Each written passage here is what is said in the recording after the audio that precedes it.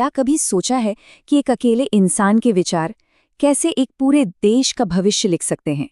आज हम बात करने वाले हैं स्वामी विवेकानंद की, जिनकी एक आवाज ने सोते हुए हिंदुस्तान को जगा दिया था। कहानी शुरू होती है 19वीं सदी के कलकत्ता से। सोचिए, एक नौजवान है जो उस दौर के हर बड़े से बड़े ज्ञानी, हर आध्यात्मिक गुरु के पास जाता है और उनसे बस एक ही सवाल पूछता है, एक बहुत ही सीधा लेकिन गहरा सवाल। क्या आपने ईश्वर को देखा है? ये नौजवान थे नरेंद्र नाथ दत्त, जिनका जन्म 1863 में कलकत्ता के एक पढ़े लिखे जाने माने परिवार में हुआ था। उनके अंदर ना सच को जानने की एक आग थी, एक ऐसी बेचैनी थी जो किसी भी किताबी ज्ञान या सुनी सुनाई बातों से शांत नहीं हो रही थी। तो चलिए उनके जीवन के पहले पड़ाव को समझते हैं। ये वो दौर था जब नरेंद्रनाथ के अंदर एक जंग चल रही थी। एक तरफ था उनका तेज तर्क करने वाला दिमाग और दूसरी तरफ थी आत्मा की एक गहरी खोज। ये वो रास्ता था जहां विज्ञान और विश्वास एक दूसरे से टकरा रहे थे। देखिए, नरेंद्र कोई आम इंसान नहीं थे। वो पढ़ने लिखने में कमाल के थे। चाहे इतिहास हो, फिलॉसफी हो या फिर साइंस, हर विषय पर उनकी जबरदस्त पकड़ थी। उनकी पढ़ाई ने उन्हें सवाल करना तो सिखा दिया, पर उनके असली सवालों के जवाब वो इन किताबों में कहीं नहीं थे। वो उस समय के बड़े बड़े सुधारवादी आंदोलनों से भी जुड़े, देवेंद्रनाथ टैगोर जैसे नेताओं से भी मिले। लेकिन हर दरवाजे पर, हर इंसान के सामने उनका वही एक सवाल होता था, और उन्हें कोई एक भी ऐसा इंसान नहीं मिला जो पूरे यकीन के साथ कह सके कि हाँ, मैंने ईश्वर को देखा है, मैंने उसे महसूस किया है। और फिर साल 1881 में वो दिन आया जिसने सब कुछ बदल दिया। दक्षिणेश्वर में उनकी मुलाकात हुई एक बहुत ही सीधे साधे पुजारी, रामकृष्ण परमहंस से। नरेंद्र ने उनसे भी अपना वही सवाल पूछा और जवाब मिला। एक ऐसा जवाब जिसमें कोई शक नहीं था, कोई बनावट नहीं थी। और उस एक जवाब ने नरेंद्रनाथ के जीवन की दिशा हमेशा हमेशा के लिए बदल दी। रामकृष्ण के साथ ने नरेंद्रनाथ को स्वामी विवेकानंद बना दिया। अब उनका सफर सिर्फ अपनी मुक्ति का नहीं रहा, बल्कि ये एक पूरे राष्ट्र की आत्मा को समझने और उसे झिंझोड़कर जगाने का सफर बन गया। अगले कुछ सालों तक वो एक परिव्राजक बनकर, मतलब एक ऐसा सन्यासी जो हमेशा सफर में रहता है, पूरे भारत में पैदल घूमे। उन्होंने राजाओं के महल भी देखे और गरीबों की टूटी झोपड़ियां भी। और इसी यात्रा ने उन्हें उस असली हिंदुस्तान से मिलाया जो गरीबी, अंधविश्वास और जाति-पाती की जंजीरों में बुरी तरह जकड़ा हुआ था। और ये सफर उन्हें खींच कर ले गया हिंदुस्तान के आखिरी छोर तक, कन्याकुमारी। वहां समंदर के बीच एक विशाल चट्टान पर बैठकर उन्होंने 3 दिन और 3 रात लगातार ध्यान किया।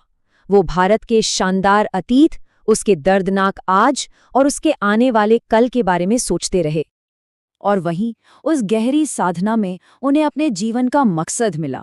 उन्हें समझ आया कि ईश्वर किसी मंदिर या मूर्ति में नहीं, बल्कि भारत के करोड़ों गरीब, भूखे और दबे कुचले लोगों में है।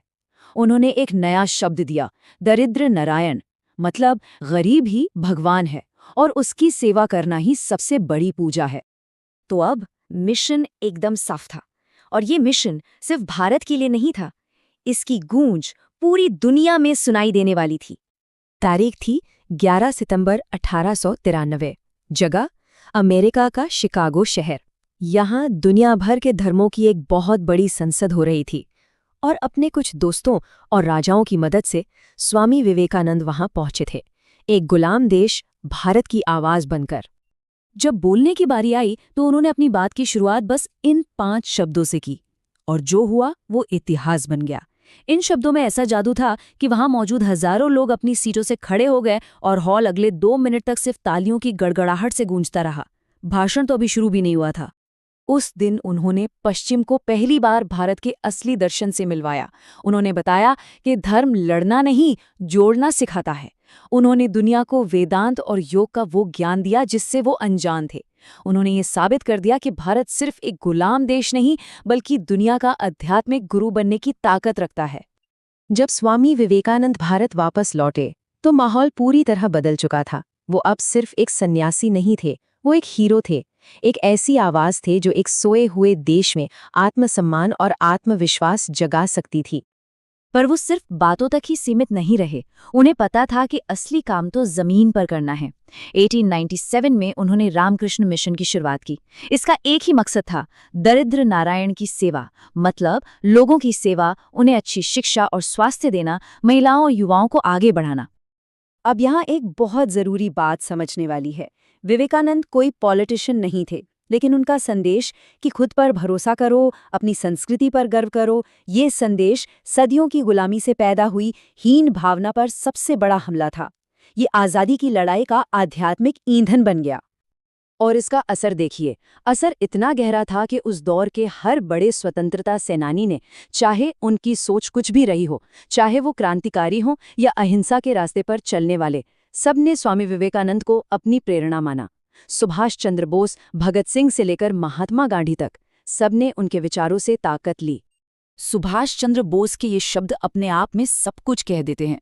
विवेकानंद ने उस आत्मगौरव की नींव रखी जिसके बिना शायद आज़ादी की लड़ाई की कल्पना भी नहीं की जा सकती थी।